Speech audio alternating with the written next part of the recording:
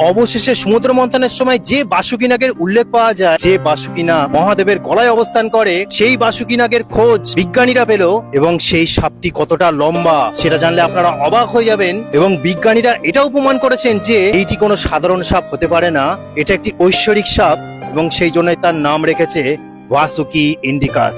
বন্ধুরা, আপনারা ভিডিওতে যে কঙ্কালের টুকরোগুলি দেখতে পাচ্ছেন, এই গবেষণাটি 2004 সাল থেকে চলতে থাকে এবং প্রায় 20 বছরের গবেষণা করার পর গুজরাটের কচ্ছ জেলায় বিভিন্ন জীবাশ্ম সংগ্রহ করা হয়। এরকম কঙ্কালের প্রায় 27টি টুকরো বিজ্ঞানীরা সংগ্রহ করে এবং যখন তারা ল্যাবে টেস্ট করে, সমস্ত কিছু পরীক্ষা নিরীক্ষা করার পর তারা যখন সেই হাড়গুলিকে পরপর বসিয়ে যখন দেখলো তার দৈর্ঘ্য কতটা, তখন তারা দেখে অবাক হয়ে গেল।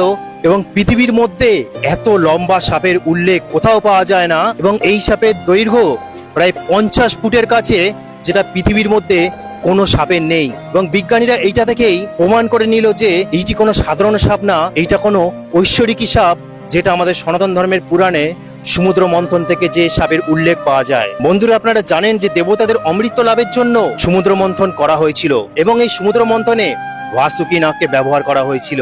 এবং সেই বাসুকী নাগ কতটা লম্বা ছিল? তখনকার যুগে প্রায় 50 ফুটই লম্বা ছিল, যেটা আজকের বিজ্ঞানীরা আবিষ্কার করেছে যে এই সাপেরও উচ্চতা 50 ফুট। এবং সেই বাসুকী নাগের দ্বারা যে হলাহল নামক বিষ উঠেছিল, সেটি আমাদের মহাদেব পান করেছিল জগৎ সংসারকে রক্ষা করার জন্য। সেই বাসুকী নাগ দেখেন আজকের দিনে দাঁড়িয়ে গত 18 তারিখে তারা এটাই প্রমাণ করেছে যে এই বাসুকী নাগের উল্লেখ পাওয়া গেছে এবং তার নামও দিয়েছে যে ভাসুকি ইন্ডিকাস, এবং সারা পৃথিবীতে আলোড়ন ফেলেছে এবং সারা পৃথিবীর বিজ্ঞানীরা অবাক হয়ে গেছে যে সনাতন ধর্মের ইতিহাসে পুরাণে যেটি বর্ণিত আছে তারই খোঁজ আজকে পাওয়া গেল, সেটাই দেখে তারা অবাক হয়ে গেছে। তো বন্ধুরা, আপনারাই বলুন যে আমাদের সনাতন ধর্মের ধর্মগ্রন্থগুলি কি মিথ্যা?